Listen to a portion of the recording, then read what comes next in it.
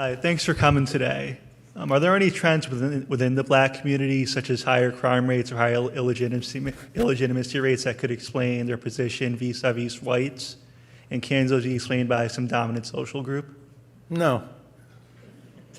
No to the first one or the No second one? no to both.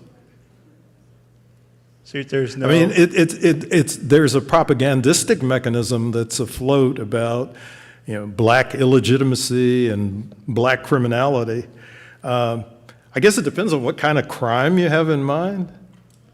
If we think about which community in the United States has the highest degree of history of violence, that's unquestionably white Americans.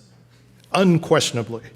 I mean, I'm not sure if you're aware of the 100 massacres that were conducted between the end of the Civil War and World War II that were directed against black communities throughout the United States, in which thousands of blacks were killed and the white terrorists appropriated black-owned property. So there's no segment of the population that has a greater history of violence than white Americans. So when you talk about these kinds of matters to me, you're actually mouthing a set of propagandistic claims that are made on the right in the United States, and they do not have a foundation in fact.